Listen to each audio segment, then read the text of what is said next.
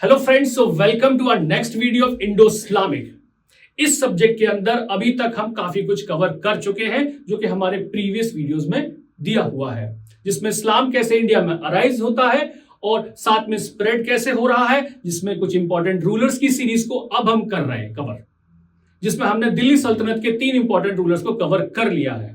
अब हम यहां पर आज देखेंगे कि किस तरीके से दिल्ली सल्तनत का डिक्लाइन होगा और मुगल एम्पायर की शुरुआत होगी।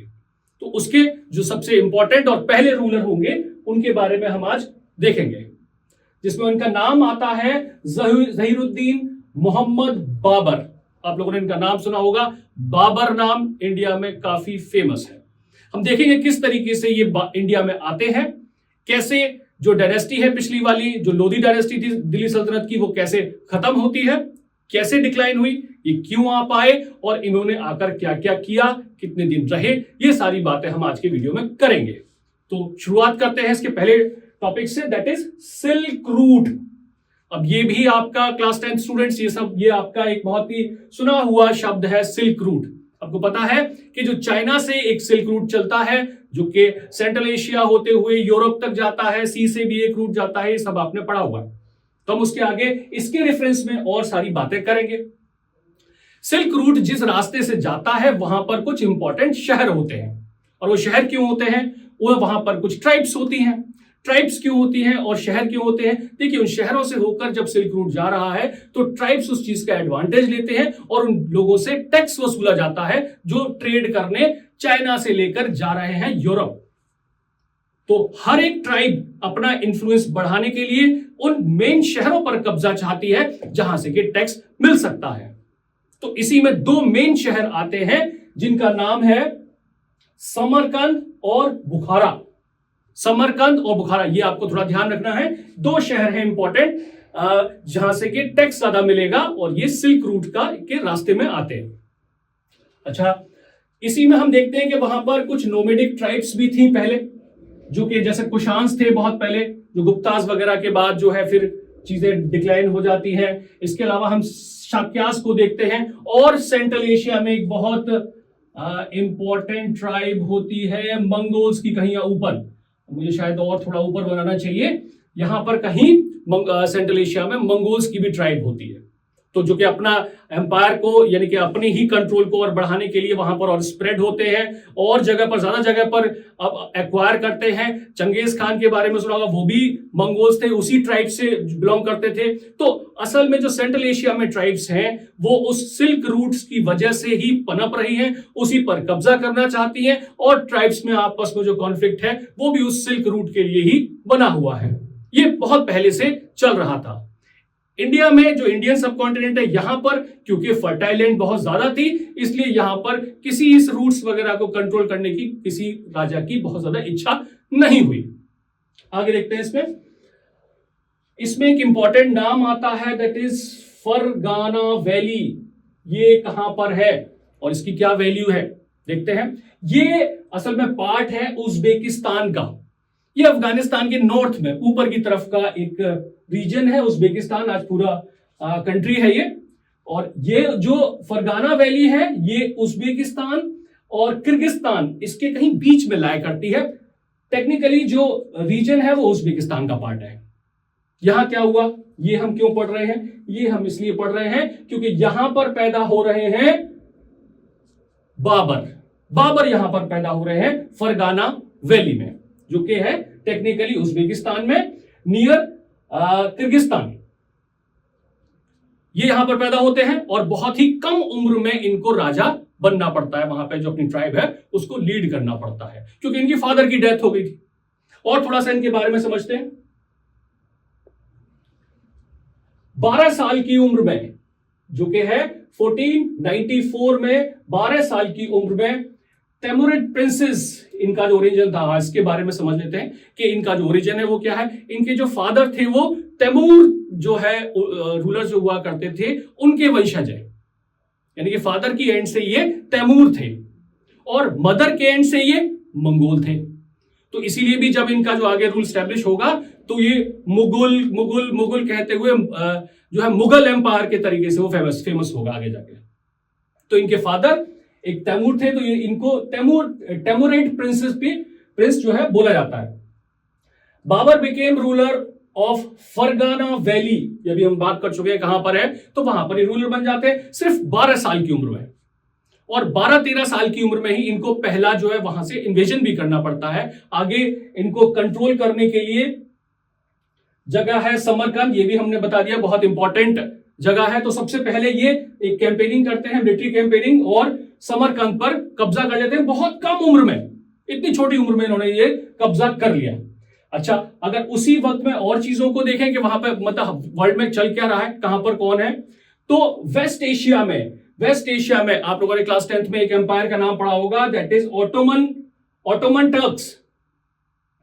भी नहीं है ये, के है ऑटोमन टर्की सुना होगा, कॉन्स्टेंटिनोपल के बारे में भी सुना होगा। तो वहां पर उन्होंने कब्जा कर लिया था और ऑटोमन एम्पायर स्टैब्लिश हो चुका था उस वक्त। तो एक ऑटोमन टर्की स्टैब्लिश हो चुका है कहीं वेस्ट में, एक्सट्रीम में। पर्शिया में यानी कि ईरान का जो रीजन है वहां पर सफाविद एम्पायर आ चुका है। और हम देखेंगे कि उसी टाइम पर यहां पर मुगल्स आएंगे। तो उस वक्त की अगर क्रोनोलॉजी समझे वर्ल्ड की, तो ये जो एशिया की क्रोनोलॉजी होगी उसमें ऑटोमन एम्पायर है, सफाविद एम्पायर है और मुगल एम्पायर है। तो ये तीनों हमको दिखेंगे और इनका एक दूसरे पे इन्फ्लुएंस भी दिखेगा। अभी उसके बारे में कुछ और डिटेल में बात करेंगे हम। देन समरकंद पर ये कब्जा कर लेते हैं, जीत लिया इन्होंने, बट उनको वहां पर चैलेंज मिलता है। ये होते हैं उज़्बेक्स जो ट्राइब है वहां से इनको चैलेंज मिलता है। उज़्बेक्स आते हैं और इनको वहां से हटा देते हैं। यानी कि बाबर ने समरकंद कब्जा किया और उज़्बेक लोगों ने उन्हें वहां से हटा दिया, भगा दिया। फिर क्या होता है, उस वक्त इनको चैलेंज मिल रहा था इनके अपने अंकल से भी। भाई ये तो बहुत कम उम्र में राजा बन जाते हैं, वहां पे अपने ट्राइब को लीड कर रहे हैं, तो इनके अंकल हैं वो भी उस पोजीशन को चाह रहे हैं, तो वहां से भी इनको चैलेंज मिल रहा है। प्लस ये उज़्बेक लोगों से भी चैलेंज मिल रहा है, उन्होंने उनको हटा दिया वहां से समरकंद से। फिर क्या होता है, ये मूव करते हैं, इसीलिए ये साउथ में मूव करते हैं और कैप्चर कर लेते हैं काबुल को। जैसे हमने बताया था कि अफगानिस्तान में ऊपर की तरफ है ये अभी, ठीक है, तो उज़्बेकिस्तान वो जो रीजन है वो ऊपर की तरफ है। तो जब वहां से उनको चैलेंज मिलता है, समरकंद से उनको निकाल दिया जाता है, तो फिर ये वापस ना जाकर अपने ओरिजिन में वापस ना जाकर ये काबुल की तरफ आ जाते हैं और काबुल में आकर अपना एम्पायर स्टैब्लिश करते हैं। तो काबुल पर इन्होंने कब्जा कर लिया, काबुल को पूरा घेर लिया क्या, वहां पर स्थापित हो गए।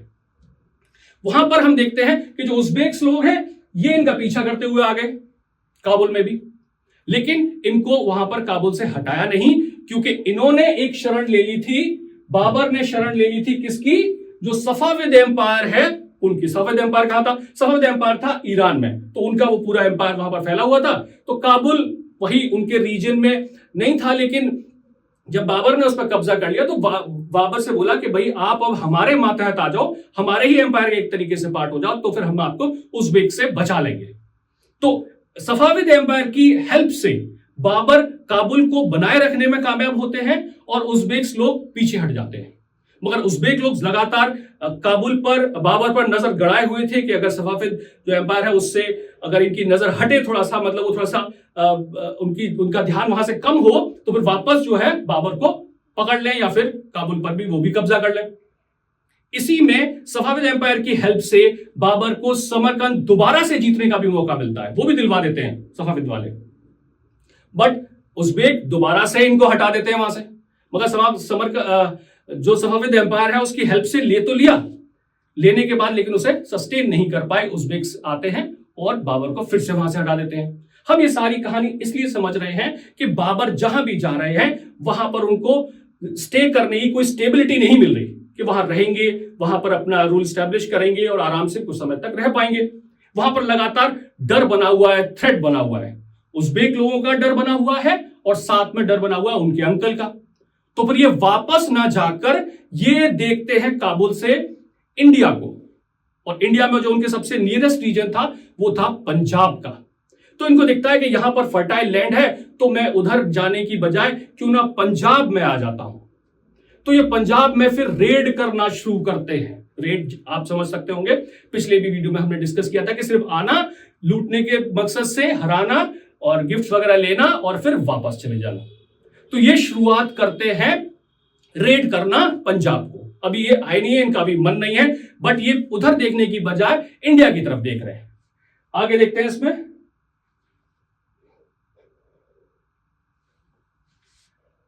उज्बेक फॉलोड बाबर, ये हम बात कर चुके हैं, but with the help of Safavid Iran he was protected, ये भी बात हमने कर ली है।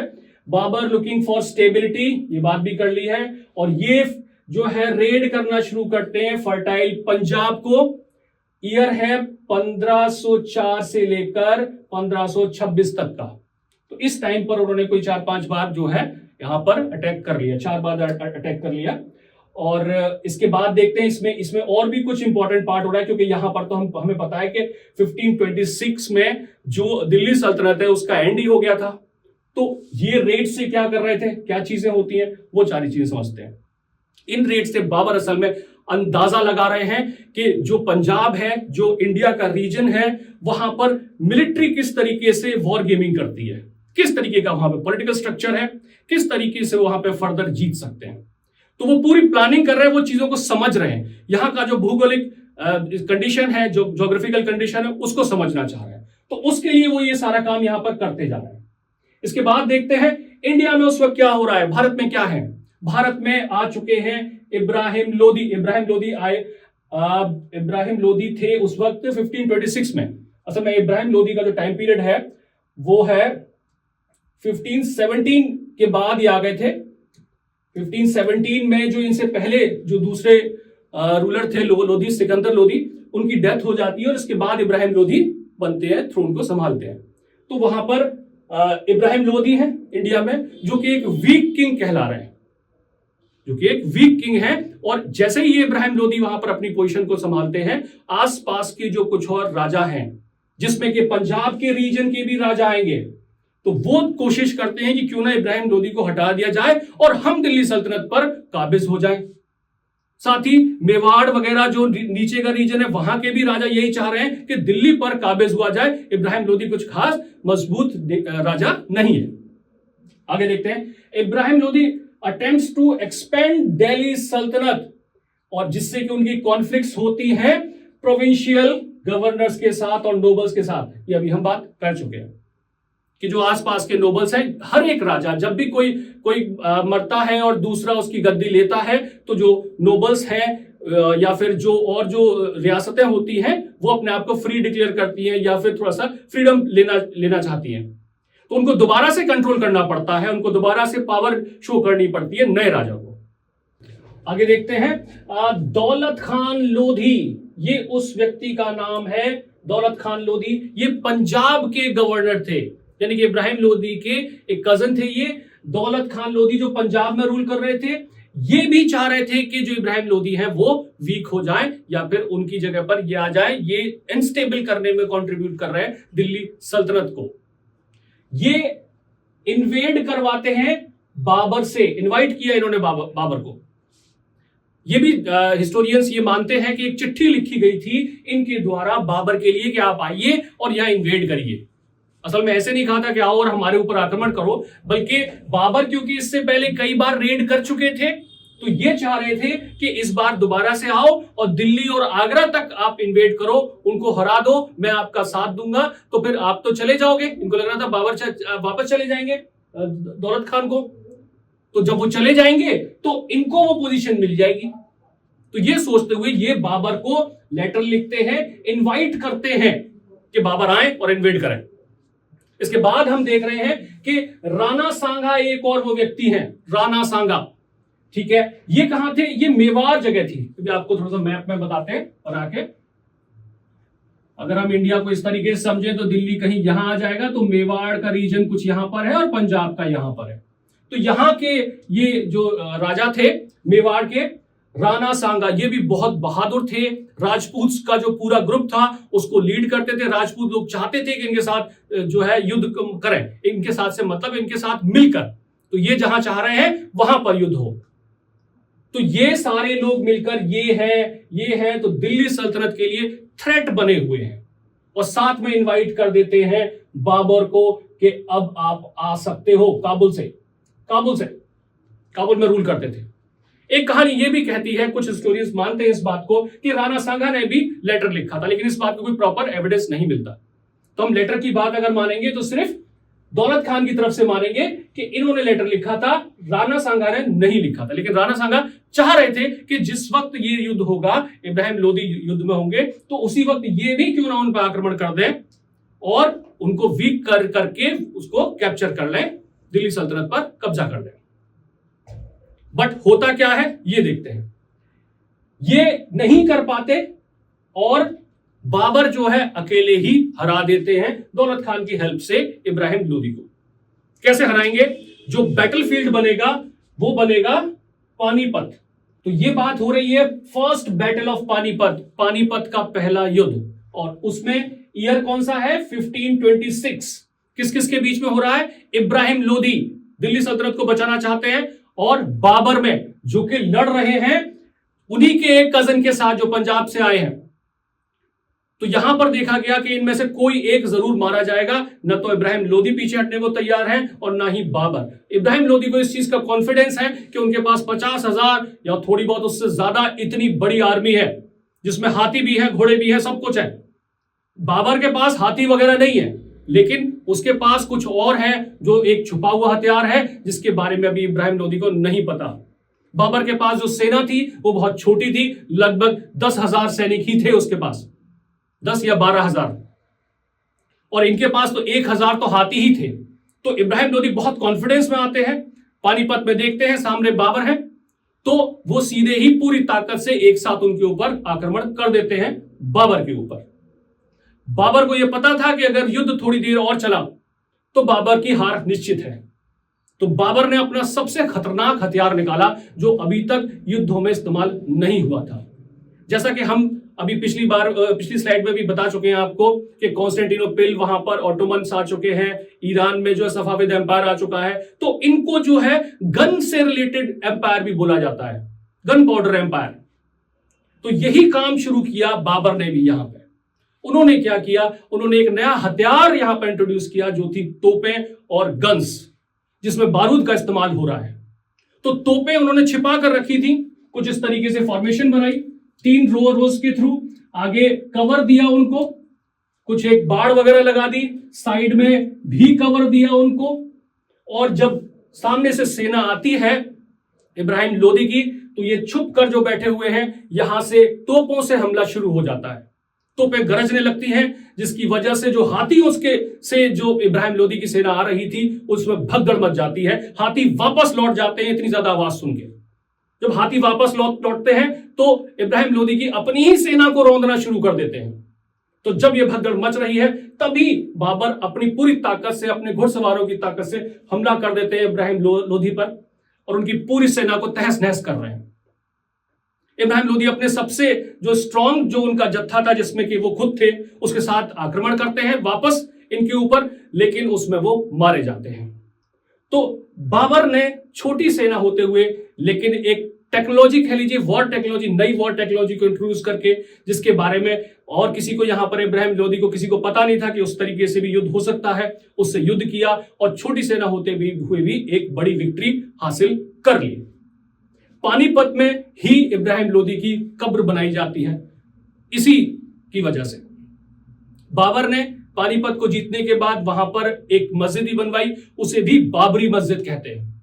ये वो बाबरी मस्जिद नहीं है अयोध्या वाली, वो बाद में 1527 के अराउंड बनवाई गई थी। ये जब जीत जाते हैं तो फिर दिल्ली आते हैं और फर्दर आगरा के लिए कूच करते हैं। अब आगरा में हम देखेंगे कि आगे आगरा के पास एक जगह है खानवा, ये कहीं मथुरा के आसपास पड़ती है। जो वृंदावन जगह है उसके पास में एक कोई गांव है जो टेक्निकली भरतपुर का रीजन आता है, राजस्थान की जगह आती है। यहां पर राणा सांगा इंतजार कर रहे हैं। राणा सांगा वैसे तो इब्राहिम लोदी पर आक्रमण करना ही चाहते थे, लेकिन उन्होंने देखा कि वो हार ही गए हैं, तो फिर वो बाबर का इंतजार कर रहे हैं कि अब ये बाबर असल में लूटने आते हैं, रेड करने, और फिर वापस चले जाएंगे। तो राणा सांगा 2-3 महीने तक जो है इंतजार कर रहे हैं, अपनी आर्मी को स्टेशन रखते हैं यहां पर आगरा के पास। आगरा में जो पूरा खजाना वगैरह था इब्राहिम लोदी का, वो आसानी से उनको नहीं मिला। इसके लिए भी उनकी एक डील होती है इब्राहिम लोदी की मदर के साथ। मदर भी उनसे एक सेफ पैसेज मांगती है, हमें ये दे दीजिए। और फिर एक और कहानी, छोटी सी कॉन्स्पिरेसी होती है, बाबर के खिलाफ उनको जहर दिलवाया जाता है, उनकी मदर ने दिलवाया था, इब्राहिम लोदी की ने, बट बाबर उससे बच जाते हैं। जो लोग इस कॉन्स्पिरेसी में इन्वॉल्व थे उनको, किसी को हाथी से कुचलवा दिया जाता है, किसी को वैसे ही जो है काट दिया जाता है। अब आगरा पर भी पूरा कंट्रोल हो गया था बाबर का, और राणा सांगा को यह दिख जाता है कि बाबर जाने वाले नहीं है, बाबर तो अब यहां रूल करने वाले हैं, स्थापित होने वाले हैं। तो यहां पर युद्ध होता है 1527 में, ये 6 में हुआ था, अगले ही साल युद्ध हो जाता है। राणा सांगा आक्रमण कर रहे हैं बाबर पर, ये दोनों के बीच में युद्ध हो रहा है। राणा सांगा का साथ और भी राजपूत जो राजा हैं आसपास के, वो भी दे रहे हैं। ये युद्ध बहुत ही खतरनाक हुआ, क्योंकि बाबर अगेन दोबारा से एक छोटी आर्मी के साथ लड़ रहा था, पहली बात। दूसरा, वो जो रीजन है बहुत गर्म है, और राणा सांगा भी एक बहुत बहादुर और बहुत बड़ी आर्मी लेकर उनके सामने खड़े हैं। मगर नतीजा वही होता है जो इब्राहिम लोदी के साथ हुआ था। राणा सांगा यहां पर हार जाते हैं, क्योंकि तोपों का सामना वो भी नहीं कर पाते, जो गन्स वगैरह, गन पाउडर वगैरह यूज हो रहा है उसका सामना वो नहीं कर पाते। बाबर भी उनको फिर छोड़ ही देते हैं।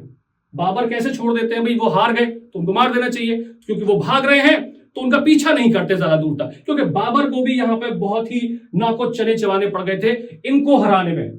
जो इन्होंने अपनी आगे जो ऑटोबायोग्राफी लिखी है उसमें भी इस चीज का मेंशन किया है कि मुझे जो खानवा का युद्ध था उसमें एक बार ऐसा लगा कि मैं हार जाऊंगा, इतनी बड़ी आर्टिलरी वगैरह होने के बावजूद। बहरहाल जो रिजल्ट रहा वो ये रहा कि राणा सांगा हार जाते हैं, बाबर जीत गए फाइनली। आगे देखते हैं। इसके अलावा अगली कुछ मिलिट्री कैंपेन हो रही है। ये चंदेरी जगह है जहां पर मदीनी राय है, और ये भी कुछ आगरा के, अगर हम फिर से बना लेते हैं थोड़ा सा, अगर हम देखें दिल्ली यहां है तो आगरा कहीं यहां पर है, तो यहां से कहीं नीचे 300 किलोमीटर आगे ये जगह है, नीचे की साउथ की तरफ। तो यहां से उनको चैलेंज मिलता है, ये युद्ध भी लड़ा जाता है, ये भी बहुत बहादुर थे, और यहां पर भी बाबर की जीत हो जाती है। इसके बाद जो अगला युद्ध हो रहा है वो 1529 में हो रहा है। अब ये बैक टू बैक हर साल वो युद्ध कर रहे हैं बाबर, और जीतते जा रहे हैं, और देखिए वो बढ़ते जा रहे हैं टुवर्ड्स नॉर्थ। इस तरीके से इनका आगे कैंपेनिंग बढ़ता जा रहा है। अगला जो युद्ध हो रहा है वो महमूद लोदी के साथ हो रहा है। ये भी इब्राहिम लोदी के भाई ही हैं। इन्होंने भी देखा कि बाबर आ गए हैं और ये तो लूटने नहीं आए, ये तो अब स्थापित होने आए हैं। तो ये कुछ अफगान ट्राइब्स थी, जो अफगान लड़ाके थे, उनके साथ मिलकर, जो ईस्टर्न यूपी का पार्ट है, यानी कि ईस्टर्न यूपी कह लीजिए, या फिर बिहार का जो रीजन आता है, छपरा के पास की जगह है ये, एक गंगा के पास, और एक नदी है घाघरा नदी, उसके पास में युद्ध होता है। और उसमें भी ये घाघरा नदी के पास 1529 में युद्ध होता है, और इसमें ये महमूद लोदी हार जाते हैं। इनके हारने के बाद और भी चैलेंज मिलता है इनको, और फर्दर मूव करते हैं यहां बंगाल की तरफ, और वहां पर जो वॉर होती है वो अनडिसाइसिव रहती है, उसमें कोई भी नहीं जीत पाता। मतलब कि एक अच्छा खासा चैलेंज मिलता है इनको अफगान जो लॉर्ड्स हैं या फिर अफगान जो लड़ाके हैं उनसे। तो बाबर बेशक आ गए थे, ज्यादातर को हरा दिया था, लेकिन यहां क्योंकि ये भी अफगानी थे और वो भी काबुल पर उनका रूल चल रहा था बाबर का, तो ये अच्छा खासा उनको एक कंपटीशन देते हैं, और ये अनडिसाइसिव विक्ट्री के साथ ये पीछे लौटते हैं। इसी ड्यूरेशन में जैसा हमने बताया 1527-28 का वो टाइम पीरियड है जब बाबरी मस्जिद का भी कंस्ट्रक्शन हुआ है। आगे देखते हैं इसमें। अब हम देखेंगे कि किस तरीके से बाबर के भारत पर आक्रमण करने से इतिहास पर क्या क्या असर पड़ा, इनकी कुछ और इंपॉर्टेंट चीजें। तो इन्होंने फाउंडेशन रखी है मुगल एम्पायर की इंडिया में, यानी कि यहां से अब मुगल एम्पायर शुरू हो जाएगा, और जो दिल्ली सल्तनत थी वो खत्म हो चुकी है। तो यहीं से मुगल एम्पायर शुरू हो रहा है। इसके बाद हम देखते हैं कि पहली बार फर्स्ट सेंचुरी के बाद, यानी कि इंडियन हिस्ट्री में फर्स्ट सेंचुरी के बाद पहली बार ऐसा हुआ कि कांधार, दिल्ली और काबुल पर एक साथ एक ही व्यक्ति की जो एम्पायर है वो चलता है। यानी कि एक ही व्यक्ति रूल कर रहा है तीनों जगहों पर एक साथ। तो इतिहास में बहुत लंबे समय बाद ये ऐसा हो पाया था, तो ये भी इनके आने से हो रहा है। आगे देखते हैं, इन्होंने ये भी शो करा था कि बहुत बड़े बिल्डर हैं, कुछ मस्जिद वगैरह इनके द्वारा बनाई गई मिलती है, जो कि हमने बताया कि पानीपत में मिलती है, और एक बाबरी मस्जिद अयोध्या में, वो भी इन्होंने ही बनवाई थी। और देखते हैं, इनका एक फेमस स्टाइल था, गार्डन बनवाने का भी इनको बहुत शौक था। गार्डन, तो गार्डन ये कुछ खास तरीके के बनवाते थे जो इनको शौक था। कुछ स्क्वायर शेप में होते थे, जिसमें फर्दर और भी स्क्वायर्स होते थे। इस तरीके से गार्डनिंग की जाती थी, जो कि आगे जाके काफी फेमस होती है चार बाग वगैरह के तरीके से। तो ये भी इन्हीं को उस चीज का क्रेडिट जाता है। तो एक ये बहुत फेमस बाग बनवाया इन्होंने, बागे वफा, काबुल में, जहां पर के उनकी जो है मकबरा भी बनता है बाद में काबुल में। इसके अलावा इन्होंने स्टैब्लिश किया था इंडिया में, ही carried on with his glorious, ये जो चीज इनकी फेमस हो रही है उसके बारे में बात में की जा रही है। आगे देखते हैं, मेजर अचीवमेंट्स क्या रहे बाबर के। तो पहला है कि इन्होंने दिल्ली जो क्राउन है उसको बनाए रखा एक तरीके से। ऐसा नहीं रहा कि वहां पर एक अव्यवस्था फैल गई हो, अलग अलग रीजन्स में अलग अलग लोग रूल कर रहे हो। वहां पर जो सेंट्रल रूल है वो कायम रहा। बेशक पहले इब्राहिम लोदी थे और अब बाबर आगे रूल कर रहे हैं, और बाबर के बाद इनके जो बेटे हैं हुमायूं, वो रूल करेंगे। अगला, popularised gun powder and artillery in India, जिसका रूल पहले कभी नहीं हुआ गन पाउडर का, वो रूल यहां, वो जो यूज है वो यहां पर पॉपुलराइज कर दिया, शुरू कर दिया। शुरुआत में लगभग 50 सालों तक इन्होंने ये टेक्नोलॉजी छुपा के रखी थी कि इसके बारे में किसी को पता ना चले, लेकिन उसके बाद इसके बारे में पता ही नहीं चलता। भारत में और भी जगह पर लोग गन पाउडर वगैरह का इस्तेमाल करने लगते हैं। ऐसा नहीं था कि गन पाउडर भारत में पहले था ही नहीं, लेकिन उसका इस्तेमाल जो है दीवारें गिराने या पहाड़ वगैरह को काटने के लिए होता था। वॉर में इस्तेमाल कैसे होगा, ये इन्होंने ही यहां पर शुरू किया, जिसकी वजह से इनका रूल यहां पर आ पाया। आगे देखते हैं, इन्होंने अपनी एक ऑटोबायोग्राफी लिखी है जिसको बाबर नामा कहते हैं, मगर इनका उस ऑटोबायोग्राफी का जो असली नाम है वो बाबर नामा तो बाद में पढ़ा जब उसको ट्रांसलेट कर दिया गया। जो पहले जो उसका नाम था, जो लिखी गई थी, वो था तुजुक ए बाबरी। तुजुक ए बाबरी, ये वो किताब है ऑटोबायोग्राफी, जो कि उस वक्त का एक रिकॉर्ड भी है, उस वक्त के बारे में जो हमें आज जानकारी मिलती है उसके बारे में। ये जो लिखी गई थी, ये चगती टर्की लैंग्वेज, चकती टर्की लैंग्वेज, उसमें लिखी गई थी फंडामेंटली, और बाद में इसको फारसी में, फारसी क्या है, जो फारस में जगह जो भाषा बोली जाती है, ये उस वक्त की बहुत ही एक एलीट क्लास लोगों की भाषा हुआ करती थी फारसी, तो उसमें जब इसे ट्रांसलेट किया गया तब इसका नाम पड़ा बाबर नामा।